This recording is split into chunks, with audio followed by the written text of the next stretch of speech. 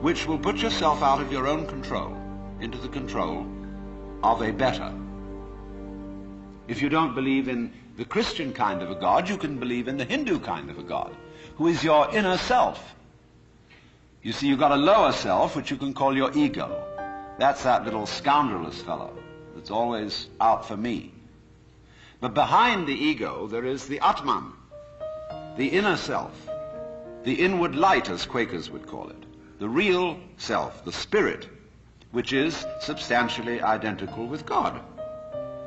So you've got to meditate in such a way that you identify with your higher self. Now, how do you do that? Well, you start by watching all your thoughts very carefully, watching your feelings, watching your emotions, so that you begin to build up a sense of separation between the watcher and what is watched, so that you are, as it were, no longer carried away by your own stream of consciousness. You remain the witness, impassively, impartially, suspending judgment and watching it all go on.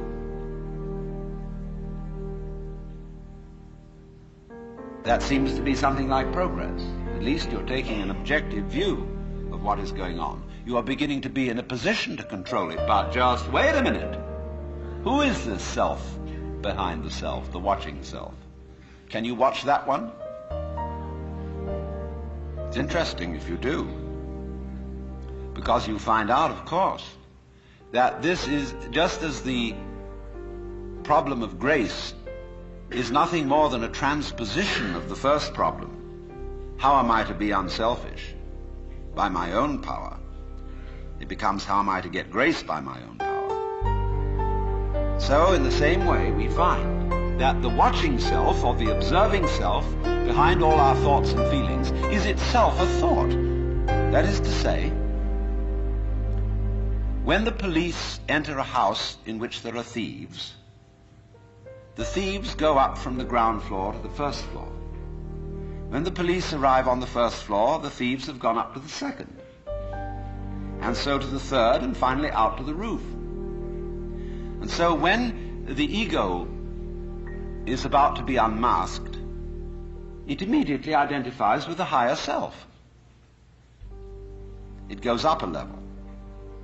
Because the religious game is simply a refined and highbrow version of the ordinary game. How can I outwit me? How can I one-up me? So, if I find, for example, that in the quest for pleasure, the ordinary pleasures of the world, food, sex, power, possessions, all this becomes a drag, and I think, no, it isn't there. So I go in for the arts, literature, poetry, music, and I absorb myself in those pleasures. And after a while, they aren't the answer. So I go to psychoanalysis, you see. And then I found out that's not the answer. I go to religion. But I'm still seeking what I was seeking when I wanted candy bars. I want to get that goodie. Only I see now that, of course, it's not going to be a material goodie. All material goodies fall apart. But maybe there's a spiritual goodie that's not going to fall apart. But in that quest, the quest is not different from the quest for the candy bar. Same old story, only you've refined the candy bar and made it abstract and holy and blessed and so on. So it is with the higher self. The higher self's your old ego. And you sure hope it is eternal, indestructible and all-wise. But then the great problem is how to get that higher self working. How does it make any difference to what you do and what you think? I know all kinds of people who've got this higher self going, practicing their yoga, but they're just like ordinary people, sometimes a little worse. And they can fool themselves. They can say, for example, well, my point of view in religion is very liberal. I believe that all religions have divine revelation in them. But I don't understand the way you people fight about it. You fight and say that we Jehovah's Witnesses have the real religion. Others say, well, we Roman Catholics have it. And the Muslims say, no, it is in the Quran. And this is the right way. And somebody else gets up, and he may be a rather highbrow Catholic, and say, well, God has given the Spirit through all the traditions, but ours is the most refined and mature. And then somebody comes along and says, well, as I said, they're all equally revelations of the divine. And in seeing this, of course, I'm much more tolerant than you are. You see how that game is going to work? See, I could take this position. Supposing you regard me as some sort of a guru. And you know how gurus hate each other. They're always putting each other down. And I could say, well, I don't put other gurus down. See, that outwits all of them. See, we're always doing that. We're always finding a way to be one up. And by the most incredibly subtle means. So you see that, you see? And you say, I realize I'm always doing that. Now tell me, how do I not do that? I say, why do you want to know?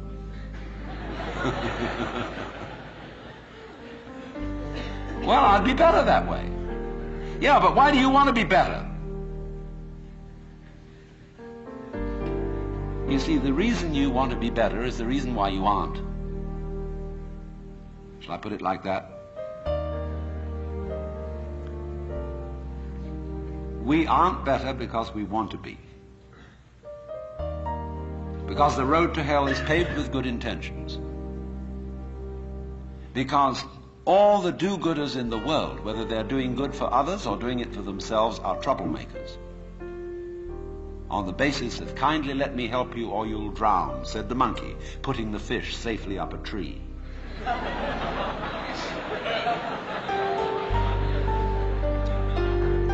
We white Anglo-Saxon Protestants, British, German, American, have been on a rampage for the past 100 or more years to improve the world.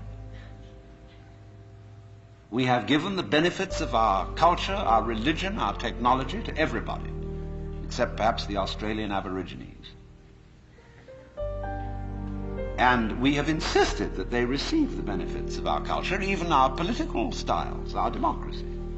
You had better be democratic, or we'll shoot you. And having conferred these blessings all over the place, we wonder why everybody hates us. See, because sometimes doing good to others, and even doing good to oneself, is amazingly destructive. Because it's full of conceit. How do you know what's good for other people? How do you know what's good for you? If you say you want to improve, then you ought to know what's good for you. But obviously you don't. Because if you did, you would be improved. So we don't know. It's like the problem of geneticists, which they face today. I went to a meeting of geneticists not so long ago where they gathered in a group of philosophers and theologians and said, now look here, we need help. We now are on the verge of figuring out how to breed any kind of human character we would want to have. We can give you saints, philosophers, scientists, great politicians, anything you want. Just tell us, what kind of human beings ought we to breed? So I said, how will those of us who are genetically unregenerate make up our minds what genetically generate people might be. Because I'm afraid very much that our selection of virtues may not work. It may be like, for example, this new kind of high-yield grain which is made and which is becoming ecologically destructive. When we interfere with the processes of nature and breed efficient plants and efficient animals, there's always some way in which we have to pay for it. And I can well see that eugenically produced human beings might be dreadful. We could have a plague of virtuous people. Do you realize that? Any animal considered in itself is virtuous, does its thing, but in crowds they're awful. Like a crowd of ants or locusts on the rampage. They're all perfectly good animals, but it's just too much. I could imagine a perfectly pestiferous mass of 1 million saints. So I said to these people, look, there's the only thing you can do. Just be sure that a vast variety of human beings is maintained. Don't, please, breed us down to a few excellent types. Excellent for what? We never know how circumstances are going to change and how our need for different kinds of people changes. At one time, we may need very individualistic and aggressive people. At another time, we may need very cooperative, team-working people. At another time, we may need people who are full of interest in dexterous manipulation of the external world. At another time, we may need people who explore into their own psychology and are introspective. There is no knowing, but the more varieties and the more skills we have, obviously, the better. It has been well said that Buddhism is Hinduism stripped for export. You see, Hinduism is a way of life that goes far, far beyond what we in the West call religion. It involves cookery, everyday family life, house building, just everything. It's the whole Hindu way of life. And so you can't export it, just as you can't export Shinto from Japan. It belongs to the soil and the culture. But there are essential elements in it that can be transmitted outside the culture of India. And Buddhism was one of the ways of doing just that. So one might say simply this, to try and sum up what Buddhism is about. The word Buddha is derived from the root Bud in Sanskrit, B-U-D-H, which means to be awake. So the Buddha is the awakened man, the man who woke up. What does he wake up from? Obviously a dream. And what kind of a dream is this? Well, I would call it a state of hypnosis. And this state of hypnosis, although I'm using hypnosis in a rather archaic sense of the word, is a state of being entranced, spellbound, fascinated, and this is called in Sanskrit avidya. A-V-I-D-Y-A. Vidya is knowledge in Sanskrit. And it is the root from which we get videre in Latin, to see, and so vision in English. So putting the A in front of it means non. Avidya, not seeing. Ignorance, ignorance. Where you see but you ignore everything that you're not looking at. When you put the beak of a chicken on a white chalk line, And the chicken is fascinated with that and can't get away from the chalk line. That's avidya. So in the same way, our beaks were put on a chalk line when we were hypnotized into the notion of attending to life by conscious attention alone, by the spotlight to the exclusion of the floodlight. And so we began to imagine that we were separate individuals. What is called in Buddhism Sakhya Drishti, the view of separateness. And a Buddha is one who has overcome that. He is awakened from that illusion, from that state of hypnosis, and he knows that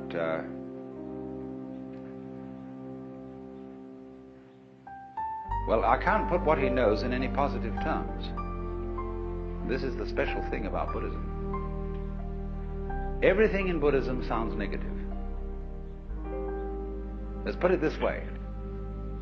Let's suppose you engage yourself in a relationship with the Buddha, or with one. I mean, there are hundreds of Buddhas. One we call Gautama is just the historical Buddha that everybody knows about. But one Buddha leads to another, because as a result of his relationships with people, he turns them into Buddhas too, awakened people. Now you meet one of these people, and he's going to give you a rough time. But one of the Buddhas running around these days is Krishnamurti. And Krishnamurti absolutely destroys everybody's religion. Why do you believe this? Why are you hanging on to that? Why do you want to insist that this idea is so? See? And he shows you that all your fixed formulations, all the ideas to which you cling, are spurious. And then you suddenly get into a kind of vertigo, dizziness, that you feel suddenly that you're no longer standing on the firm ground, but that the universe has suddenly turned into water, or worse, air, or worse still, empty space. There's nothing to hold on to. Now you see, often when one discusses religion with people, they say, well, I need a religion because I need something to hold on to. Well, that's the way not to use a religion. Because if you use religion as something to hold on to, your religion is an expression of unfaith. Faith is where you let go, not where you hold on. When the cat falls off the tree, the cat relaxes, you see. And so the cat lands with a soft thud and doesn't get hurt because the cat has faith. But if the cat in midair were suddenly to grab itself with all 4 feet and tighten up, see, it'd be hurt. And that's what people do when they say, Rock of Ages cleft for me, let me hide myself in thee. They want something to hold on to, you see. And that is unfaith. So the method of Buddhism, it's called the Dharma, doesn't mean the law, it means the method.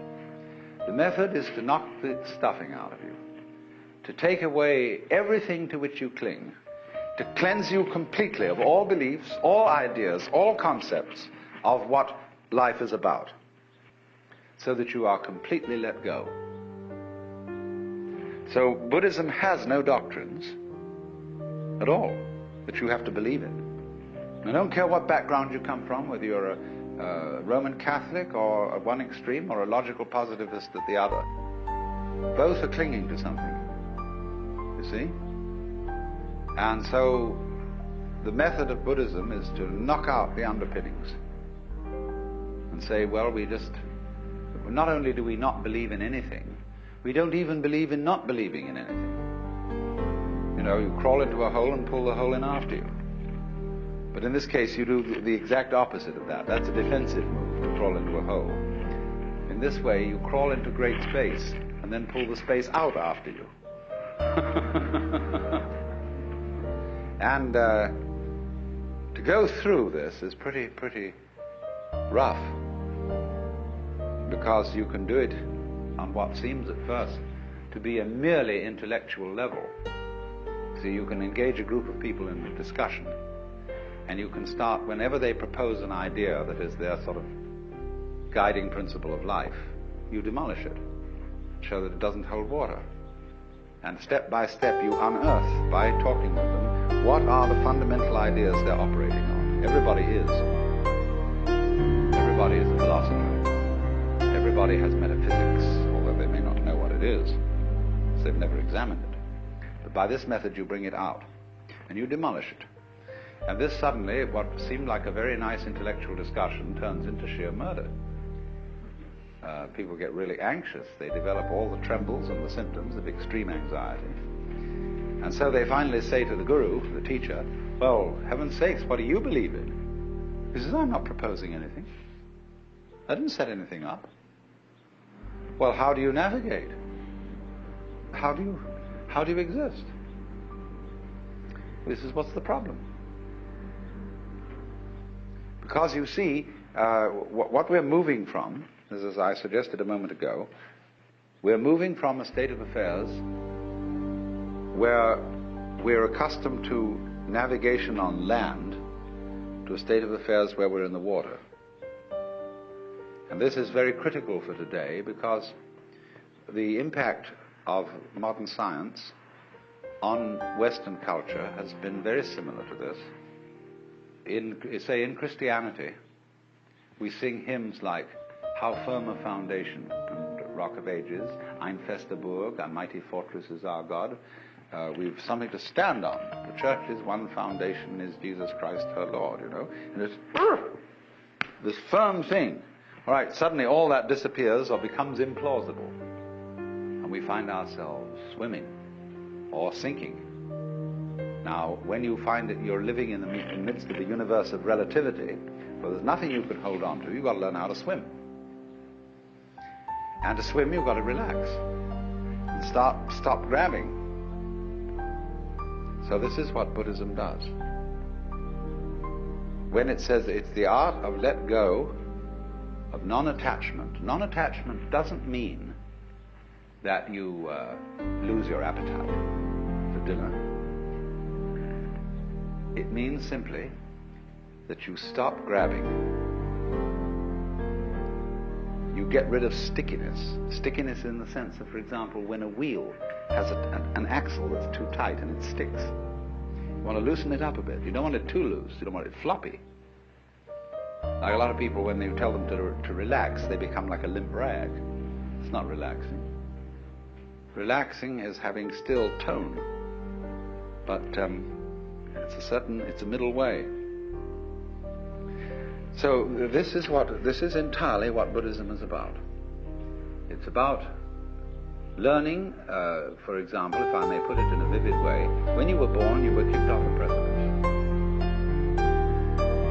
And there's nothing that can stop you falling. And although there are a lot of rocks falling with you, with trees growing on them and all sorts of things like that, you can cling to one of those rocks, if you like, as it goes down with you for safety. But it's not safe. Nothing is safe. Everything is falling apart. Everything is in a state of change. And there's no way of stopping it. And when you are really resigned to that, and when you really accept that, then there's nothing left to be afraid of. And when there's nothing left to be afraid of, and you've given everything up, and you know that even, a lot of people in religion cling to suffering because they know they are right as long as they hurt. Oh, I bless the good Lord for my boils, for my mental and bodily pains. For without them my faith all congeals, and I am doomed to hell's ne'er-ending flames. There are a lot of people who know that they're right so long as they suffer. But that's an illusion too. Even suffering offers no security. Even suicide offers no security in Buddhism, you see. There is no security at all. You simply have to face this fact that everything is in flux and go with it. And so the question then is simply how to convince people of this, if anybody wants to be convinced. It's not the sort of thing you shove down people's throats. You don't convert them to this, because if they don't want to be converted, they won't let go. So Buddhism therefore involves a very special relationship between the questioner and the person to whom the question is addressed, the pupil and the teacher. And now then, Buddhism came to China as early as 60 AD, but didn't at that time make a very great impression. It was not until about the year 400 that a very great Sanskrit scholar by the name of Kumarajiva came and started teaching Chinese scholars Sanskrit. And they worked with him to translate Sanskrit into Chinese. And they translated the Buddhist scriptures. They didn't, of course, do them all at that time, because the Buddhist scriptures occupy about as much space as the Encyclopedia Britannica. In fact, a little more. The Indians are great talkers. Well, anyway, they found that when they translate this into Chinese, they had to find equivalent Chinese words for the Sanskrit ideas, and they found these from the Taoist philosophy. Well, slowly then, Indian attitudes began to be modified by Chinese attitudes, because the Chinese read into these translations Taoist meanings. So things got a little altered. Now here came the alteration that is crucial. First of all, in Indian Buddhism there's very little humor. But Chinese life is full of humor. The greatest philosopher of China, Zhuangzi, is the only philosopher who is, I think, in the whole world, who is profoundly humorous. There's a book in the Modern Library, published by Random House, called The Wisdom of Lao Tzu. And this is translated by Lin Yu Tang. And he includes, along with the translation of Lao Tzu, huge sections of Zhuangzi. And this is absolutely fascinating because of the humor of it. Indian Buddhism had very little humor. Some, yes, but very little. Next, it was all tied up with celibacy, which to the Chinese was absolutely incomprehensible. Because Chinese civilization is rigged around the family to a far greater extent than ours is, which is saying something. And they just couldn't see any point or any wisdom in celibacy. When Buddhism came to China, it still retained a certain element of celibacy, but for different reasons than Hindu. The Chinese way of celibacy is not that sex is naughty, but it's terribly convenient not to have a wife.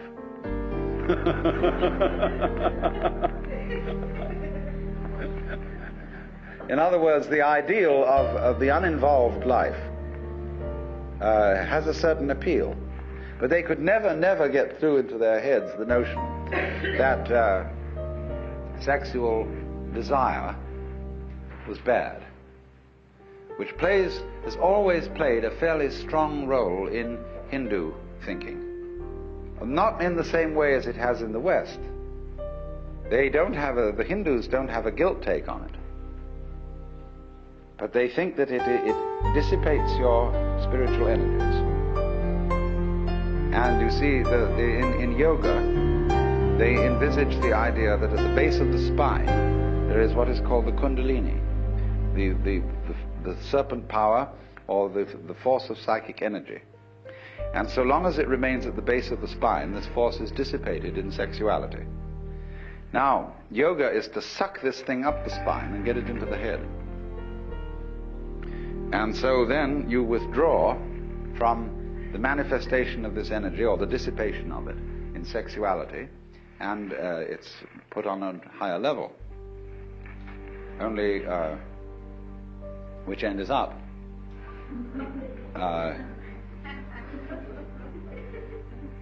You can do it the other way too. They have what's called the right-hand way of doing it and the left-hand way of doing it. I'm not going to go into that now. But the Chinese didn't see it that way. They couldn't see that it was a dissipation of energy.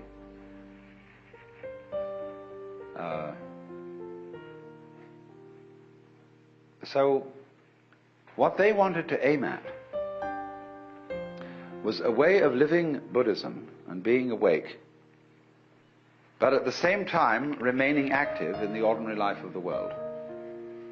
It's what's called, in their phraseology, being king on the outside and a sage on the inside.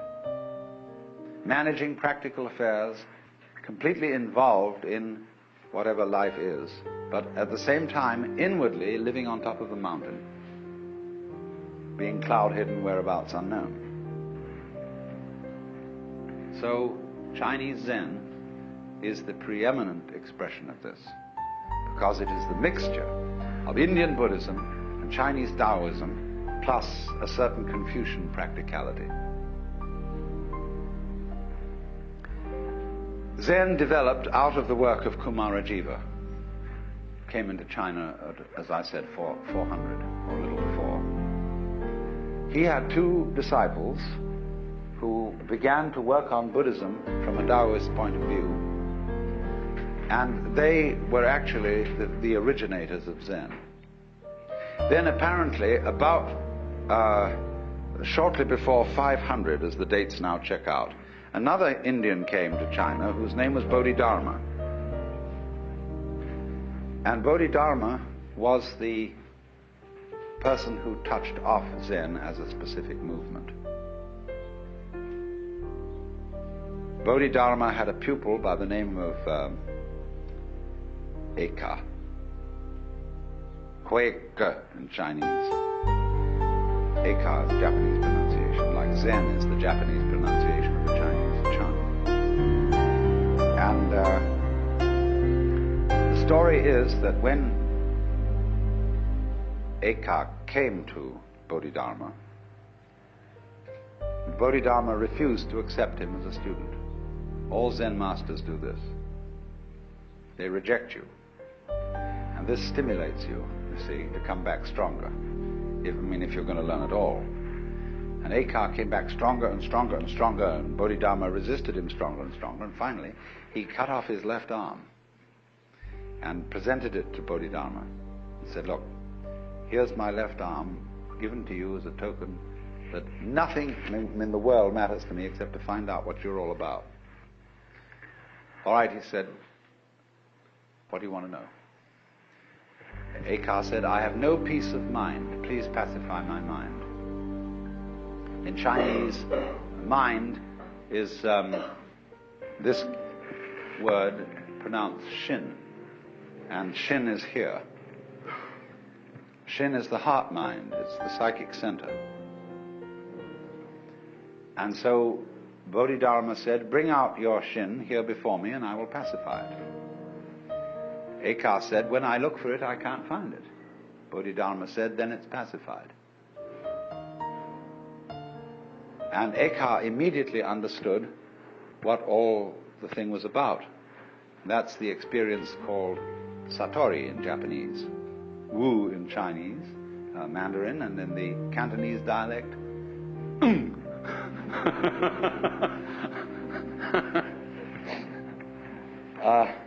it's just what we call in our modern psychological jargon the aha phenomenon. The aha phenomenon. Aha! Now I see. Well, now, what was all this? This Zen is a translation of the Sanskrit word jnana. And so this is being pronounced Chan in Chinese and Zen in Japanese. It is unfortunately untranslatable in English. It designates a certain state of consciousness that is sometimes called meditation, but that won't do it all. Contemplation isn't really the point. Chinese have a different word for contemplation. And sometimes one-pointedness of mind. I would prefer to translate this word with the notion of total presence of mind. When we say a person is crazy, we often say they're not all there. Now go to the opposite of that and visualize a person who is completely there, or who is completely here. A person who lives totally and absolutely now. That doesn't mean he's incapable of thinking about the past or the future, because thoughts about the past and about the future are included in the present. You have them now. But imagine the kind of person who is not distracted, who when he talks to you, it really gives you his whole being, who doesn't, as it were, look over your shoulder and wander off to something else. Somebody who, first of all, he's completely here, and he's so much here that you can't phase him. Now this idea of phasing is crucial in Zen. You see, I referred a moment ago to attachment, that Buddhism is living free from attachments. And I made the point that this is not abandoning a sense of a good appetite for dinner, but it's stopping sticking. In psychological jargon, you don't block. A mind of no hesitation, it's sometimes called. In Chinese, the phrase mo zhi chu is used, of going straight ahead. So supposing somebody walks up to you on the street and says, "Are you saved?" Now, most of us who are intelligent people feel embarrassed by such a question. You know, what's this wretched Salvation Army person or Jehovah's Witness doing asking me whether I'm saved or not? And we're all a little bit, you know, what do you do with a nut like that? So, but as in Zen, this is a perfect moment to respond, see, to the most embarrassing question, are you saved? But Zen comes back in a very funny way. In Zen, one doesn't give philosophical answers to a question like that. You give practical answers. I had a boiled egg this morning.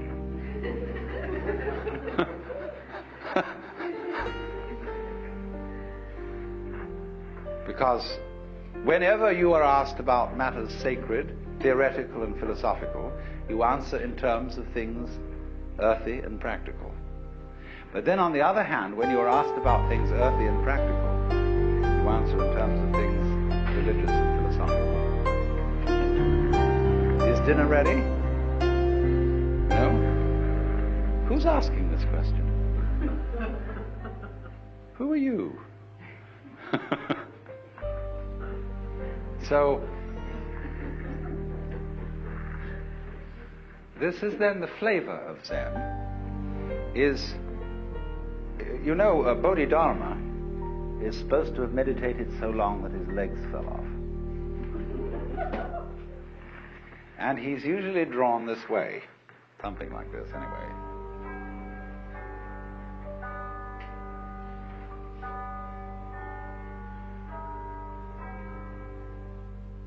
It looks like a shmoo.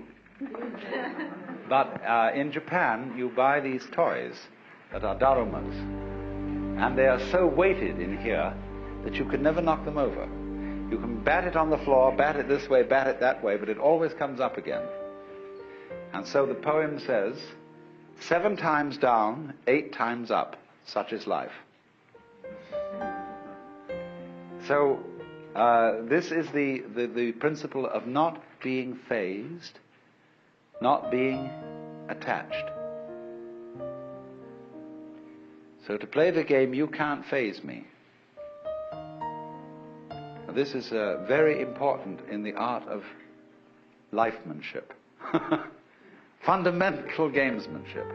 Because you see, when the Zen monks moved into Kyoto, they took over the best part of town. Simply fantastic how this happened.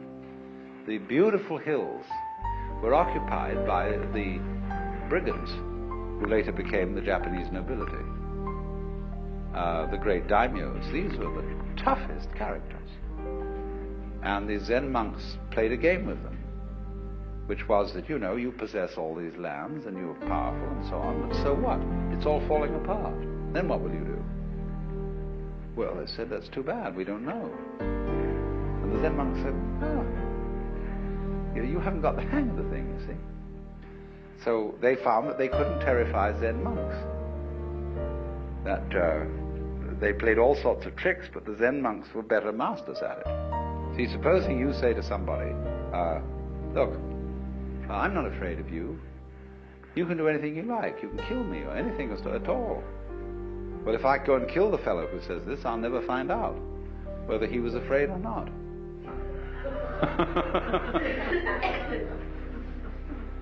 So they outfaced these people and said, we have a secret, you see, that you don't have. And we'll teach your servitors to be great warriors, because they'll learn the secret too, and they won't be afraid of anything. And this is what they did. And so the daimyos, the noblemen, built great monasteries for these Zen masters and monks on their best land. The finest artists of Japan made gold leaf screens for almost every room in the place. And although nobody owns anything individually, the community owns it collectively with the protection of the daimyos. And they had a tremendous scene going. Now, to us that sounds extremely weird, even immoral. You don't expect religious people to do things like that. No, I know you don't. If the religious people are self-righteous and have no humor. But these people didn't go around pretending that they were specially good. They didn't dupe themselves. They were people who understood what human nature is. That in every one of us there is an element of irreducible rascality. In Jewish theology, this is called the Yetzer Hara. Yezerhara. The Yetzer Hara. The element of irreducible rascality, which was created by God, because God has one too. And that's why when you are really affectionate with somebody else, when, for example, men, I don't know what women do in their private lives between each other, but men, as we all know, say to someone they're very fond of, why, you old bastard. You know? Just like that, there's a certain way of saying to a person, there's a certain glint of recognition. And so there's a Zen poem which says, when two Zen masters meet each other on the road, they need no introduction. When a thief meets a thief, they recognize each other instantly.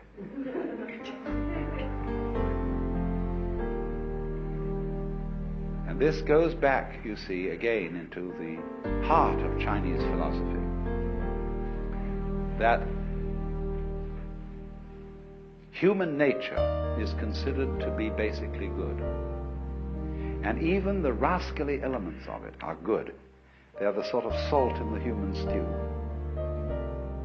There has to be this little thing that human passions and that the natural contentiousness and greed or whatever that we have is an essential element in our makeup. And that when people lose sight of that, they go mad. Nothing, for example, is more dangerous than a saint.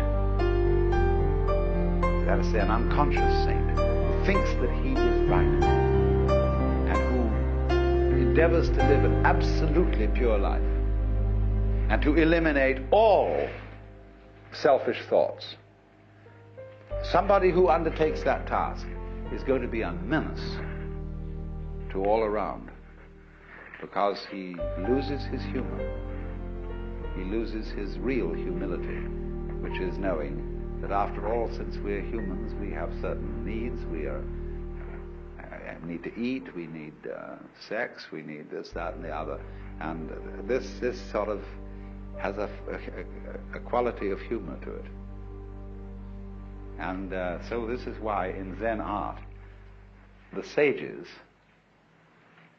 are always drawn to look a little bit like bums. You know that Putai, or Hote as he's called, what's called the laughing Buddha, the fat Buddha with an immense belly. and carrying around an enormous bag of rubbish, into which he indiscriminately puts anything he finds around and then gives it away to children. This is the sort of type which the Chinese call the old rogue. And the old rogue, as a type of the poet, sage, monk, and scholar, you see, is greatly admired. He's the non-violent brigand, the rolling stone, the free man, or in our words, the joker. The joker, you see, is the card that can play any role in the pack. So then, Zen developed in China after Bodhidharma's time and came to a sort of golden age in the Tang and Sung dynasties. The golden age of Zen lies between 713 AD and approximately 1100, 1200, 11 to 1200. That's the great creative period in which all the marvelous masters emerged and during which Zen exercised a profound influence on the development of Chinese poetry and painting, calligraphy and scholarship. Then, between 11 and 1200, it shifted to Japan and underwent a new development, rather different in quality and in tone. And after it had done that for some curious reason, but it's a very complicated historical question, it slowly faded away in China. So that as we find it today, it is principally a Japanese phenomenon, and it is slowly fading in Japan and slowly growing in the West. It's a very funny thing. And now then, let me indicate what Zen training, what its method is. How does it work? I said before, what is involved is a dialogue, an interchange between two people. One who's defined himself as a student and has therefore defined the other as the teacher. There is no teacher until a student arrives, no problem until a question is raised. So students create teachers. If you ask a question, you get 30 blows with a stick. If you don't ask a question, you get 30 blows with a stick. Because you put yourself in statu pupillari. You've defined yourself as having a problem. Now, nobody really has a problem, but the Maya, the game of life, is to pretend that you do. Going back to fundamental Hinduism, the Godhead, or the Self, pretends it's all of us, and so gets lost, and so has a ball, and dreams all this goings on. So, when you're on your way out from the dream, it suddenly occurs to you that you have a problem. Life is suffering. You would like to get out of this. So, one such student went to a Zen master and he said, we have to dress and eat every day. And how do we get out of all that? In other words, you might ask the question in this way. We have to work, get up Monday morning, go to the office, do all this routine, sell something and so on. How do we get out of the rat race? So we have to dress and eat every day, and how do we get rid of all that? And the master said, we dress, we eat. The student said, I don't understand. He replied, if you don't understand, put on your clothes and eat your food. This is the kind of dialogue so characteristic of Zen. So the position is this. The master, on being approached by a student about the problem of life, says, I have nothing to teach you. I'm a Zen master. I have nothing to say. Zen is not words. And furthermore, everything is perfectly clear. There was a Confucian scholar who master and said, "What is your secret teaching?" And he replied, "There is a saying in your own teacher Confucius which explains it all. Don't you remember when Confucius said to his disciples, 'Do you suppose that I'm concealing something from you? I've held nothing back.'" And the scholar didn't get this. So a few days later they were walking together in the mountains, and they passed the wild laurel bush. And the Zen master said to the Confucian scholar, "Do you smell it?"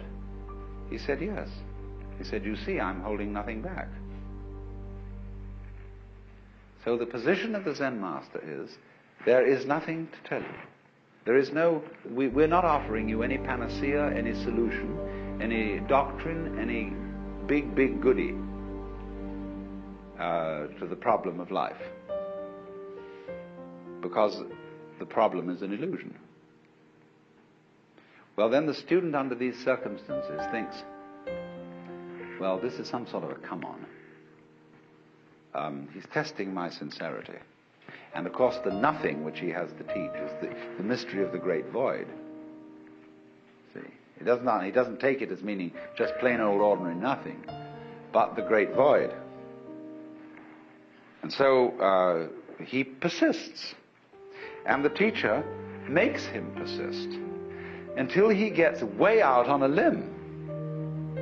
He has to persist so much that he practically dedicates his life, saying, just as the way Huika symbolically cut off his arm. The student is put in the position of dedicating his life to solving this thing and getting what that teacher has. And of course there wasn't anything all along, but he's been put in that position. So then once he's in statu pupillari, once he becomes a student, he's put through all kinds of hoops. They make him learn to meditate, to sit cross-legged, practice zazen, and then they also add to the trouble by asking impossible questions, which are called koan. And these questions are palpably absurd. What they're saying essentially, at least the elementary koans are all concerned with this, are requests for behavior on the part of the student that will be perfectly genuine. In other words, show me who you are. Now wait a minute, I don't want to see any social definition of you. I don't want to know your name, your address, who your parents were. I want to see the absolutely authentic you. It's like existentialists talk about authentic being. Or it might be in the same way a confessor, father confessor in a Christian sense could say, now give me a really good confession. What is the thing, bad thing you've really done?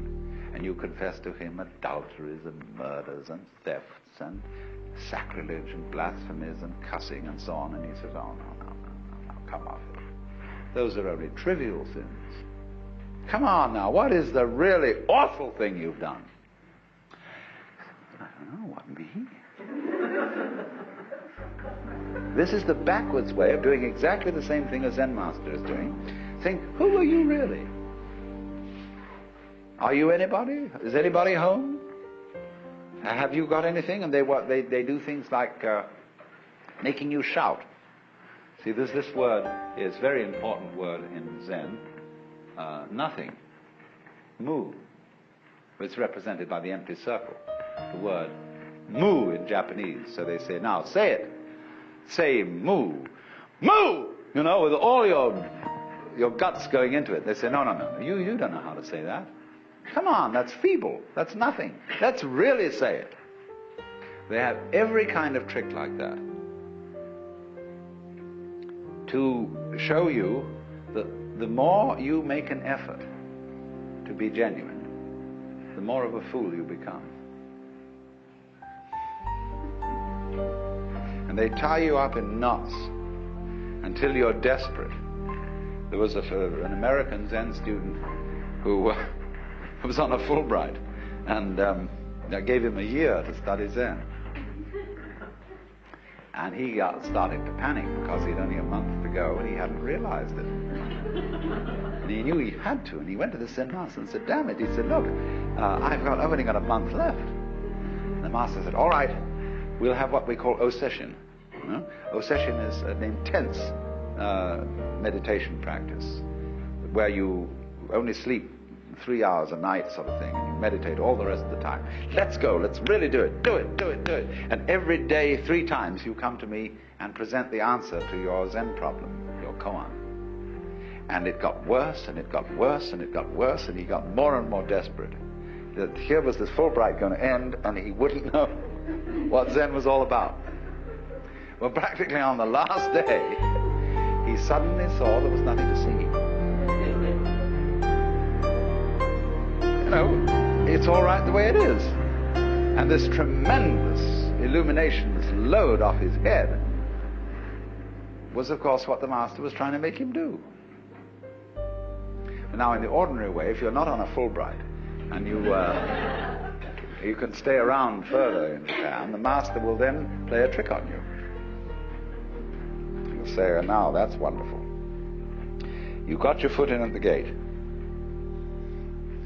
You realize there's nothing to realize. You realize the void. There's nothing to cling to, you see. There are no barriers, no blocks in any direction. It's all transparent. But that is just the beginning. And it's all a necessity now for you to discipline yourself much harder, to make great efforts, really to get through. So, what are you going to do about that? The student may say, well, I don't know. I've had enough. I think I've realized what it's all about. And he goes away. Sometime later, he begins to worry. Because, you see, the great emotional relief of this insight begins to wear off. And life begins to look ordinary again. And then he thought, maybe I did miss something. And that was a very good master I went to. And I better go back. So back he goes. And the teacher comes on very, very tough and says, you're no good. You didn't stick with it. Why should I take you back?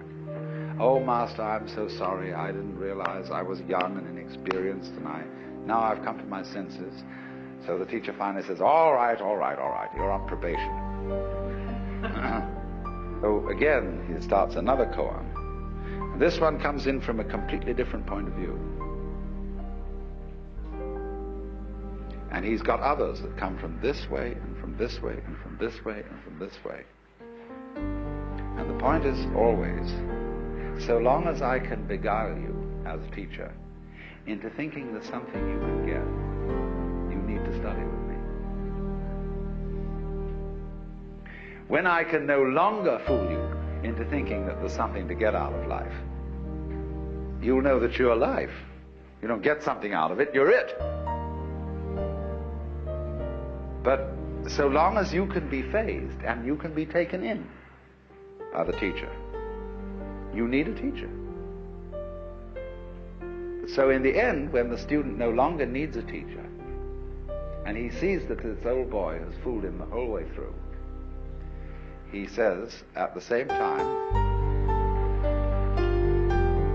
profound respect, and you wonderful rascal.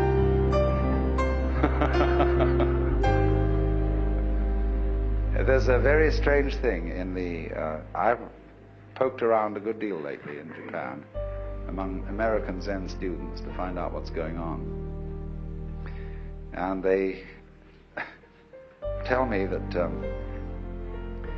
the initial come-on of a Zen master is very tough and very authoritarian and paternalistic. But as you move in, he turns into your older brother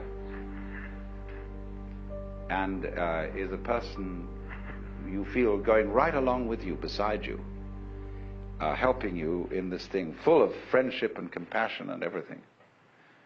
But occasionally he will suddenly turn and bring on the authoritarian stuff. But they do it in a very strange way.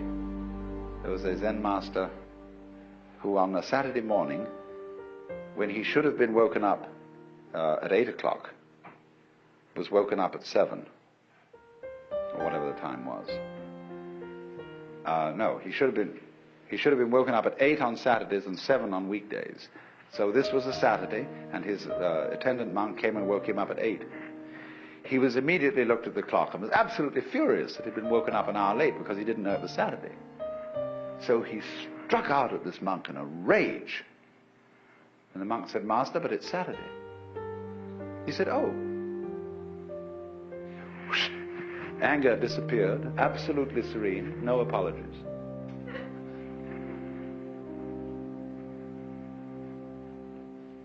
So you see the nature of this game. It is the Zen game. And I seem to have given away the show to you. I've told you all the inside mechanics of it. But you would discover that if you tangle with a Zen master and you think you know from what I had told you what are the mechanics of it, and you stuck your neck out to put yourself in the position of being an inquirer, everything I had told you would be useless. He would outwit you completely. That's what consists in being a master. He's not doing it because he wants to be superior and to put down other human beings. He's doing it out of great compassion because he feels he knows something which, if you could find out, you would just be so happy and would want to give it to everybody else. But you can't give it away because everybody's got it. What you've got to make them do is to see that they have it and that you don't give it to them. And that's the